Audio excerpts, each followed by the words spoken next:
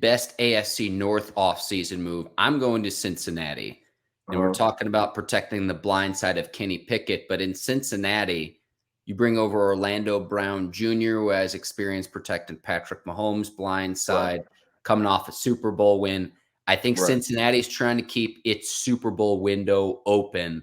What better way to do that to protect their investment in Joe Burrow, who I think we both think is going to be like a $60 million man per year whenever he gets his new deal. So investing in Burrow, bringing in Orlando Brown Jr. is my offseason move because you're protecting against the Myles Garretts of the world, the Alex Highsmiths of the world. You're protecting your investment, and that is Joe Burrow in bringing in Orlando Brown Jr. for Cincinnati. Now, that's a heck of a move. Outside of Pittsburgh, I got to go with signing Lamar Jackson, the Baltimore Ravens, and how monumental that was not only as a black quarterback, but just signing without an agent. You know, letting his mom be an agent, letting his mom get that 3%. I think it wound up coming to $6 million. So here you go, Mom. Take that.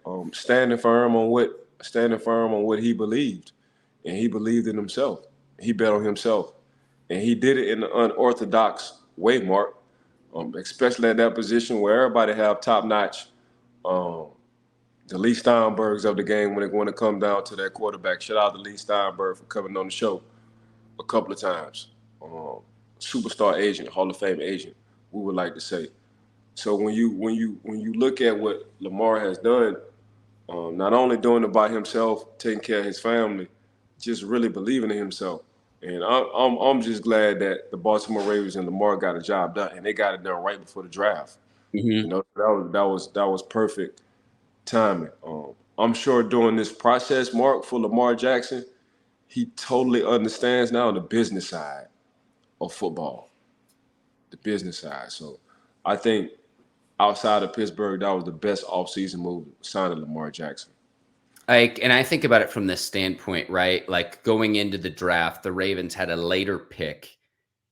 If you don't sign Lamar and you're Baltimore, what's your plan? And that was the thing where, whether it's free agency, the Ravens would have had to make a trade of some sort if you don't re-sign Lamar.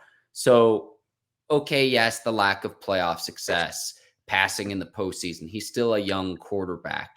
Now, his effectiveness as a runner, I think, will gradually diminish as he gets closer and closer to 30 years old. But again, what's your alternative if you're the Ravens and you don't re-sign Lamar?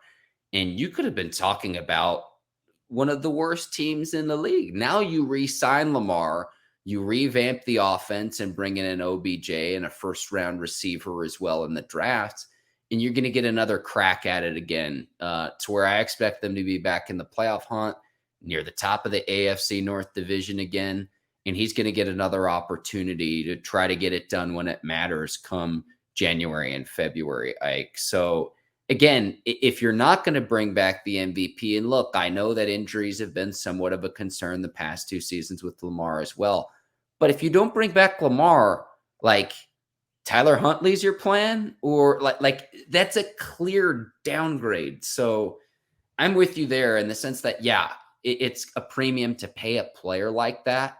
But if you don't, your alternatives aren't going to be any better in actually trying to win a Super Bowl as well.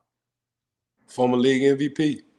You just don't get rid of them kind of guys. And not to mention, I know it's not like people who know football like will be like, well, wins and losses aren't a quarterback.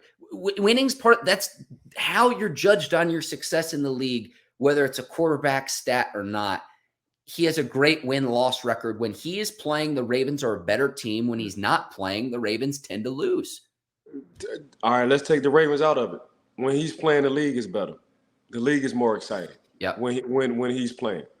Other than Patrick Mahomes, he's right behind Patrick Mahomes from the time they stepped into the NFL to give their team an opportunity to make the playoffs and have a winning record. Nobody's doing it better than Lamar Jackson other than P. Holmes. So when you just look at his win-loss ratio, ain't nobody doing it better. And it's a lot of good. I mean, Joe Burrow ain't even doing it better. Wins, losses. Josh Allen ain't even doing it better. Wins, losses. Justin Herbert ain't doing better than wins, losses than Lamar Jackson. The only person you can say right now is Patrick Mahomes. But just take the Baltimore Ravens out of it, when Lamar Jackson is playing, he's just good for the league in general.